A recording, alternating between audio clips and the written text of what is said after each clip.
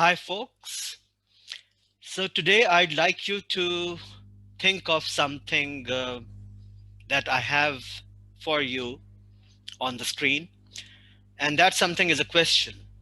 Basically, what I'd like you to think about is what is the fundamental nature of software? What really is software? All right, just think a bit. And I can tell you this is going to be a very short video because the fundamental nature is very quick to explain, basically, at least to mention, if not explain. All right, so here it goes.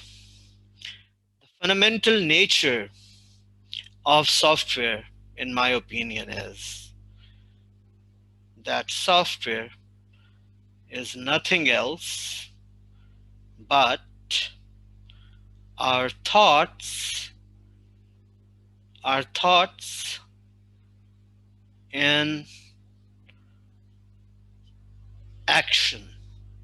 All right?